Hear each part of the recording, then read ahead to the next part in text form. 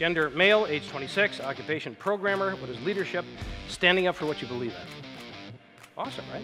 Gender, female, age 28, occupation, marketing. What is leadership? Sticking your neck out when it's the right thing to do. And this is the way it went. Really good definitions. Then I got to the one that, to me, pretty much said it all. Gender, male, age 23, occupation, unemployed. What is leadership? If I knew I'd have a job. Thanks, folks.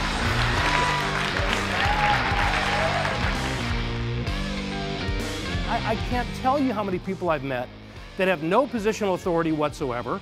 They're right there on the front line. They're doing the work. It doesn't say leader on their business card, and nobody reports to them, but yet they're great leaders. By virtue of who they are, what they do, how they approach their work, how they approach their lives, and their ability to influence people around them to change the nature of things for the better. This is the kind of person that I've come to call the extreme leader. And extreme leadership, it's not an assignment, it's not a position, it's not a title, it's a choice that we make, and it's a choice that I would argue is open to every one of us. This is the framework for extreme leadership, the manifesto, the operating system, whatever you want to call it, and it stands for love, energy, audacity, and proof. There's something that you've been wanting to do. Maybe it's a move in your business, or taking on a new business, or having a conversation with somebody, or running a seminar, or whatever it is, something that you've really been wanting to do. And you know it's risky, but you feel that it's the right thing to do. And it wouldn't be taking an unnecessary risk or an irresponsible risk. You've talked to the right people, you've thought it through, you think it's going to work out, even though there are no guarantees, but you haven't done it. So you want to do it, it makes sense, and you haven't done it. And if you ask yourself the question, why? Why haven't I done it?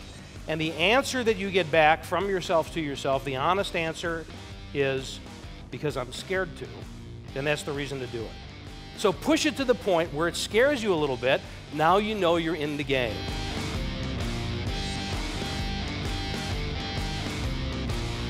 The greatest leaders become the greatest leaders not by calling themselves the greatest leaders, not by shining the spotlight on themselves, not by taking all the credit, but the paradox is that the greatest leaders become the greatest leaders by making others greater than themselves.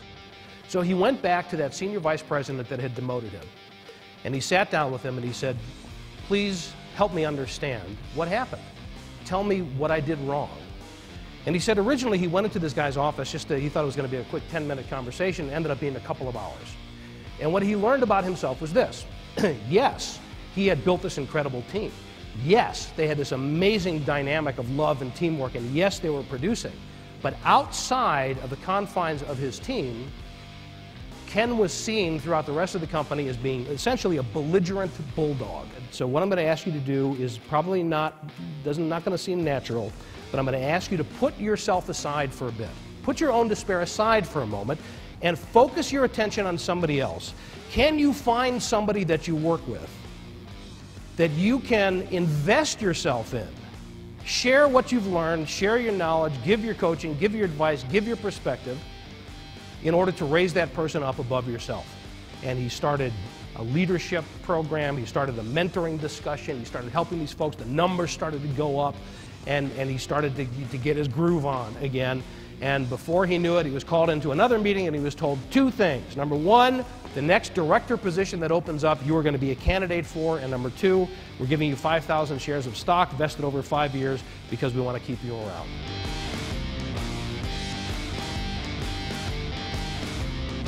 Why culture is so important and why that interconnectivity is so important is the intelligence that exists in a collection of people is phenomenal. And when you increase the level of interaction, it releases the social capital in the organization. If you want to change a culture, where do you have to start? At the top. This is what we've been told, it's what we understand, and to a certain degree it's true. But this is not a full representation of what culture really is. This is not the way the system really works when you start to look at other measures. So, back to that question, how do you change a culture? Do you start at the top? Maybe not. The opportunity that this creates is for us to begin to look at ourselves in the context of our own network. And are there any people in your network they're connected to you, but they're unconnected to each other, that if you were to connect, if you were to close that gap, create that tie between those people, what it could release in terms of capacity and ideas and spirit in your organization that doesn't exist right now. The experience of working is important. It's not just about hiring people to get a job done and cracking the whip until they do that job. It's about creating an environment where people want to do extraordinary things, where people want to make a difference in the world around them. It's a human business. Legacy we want to leave behind us.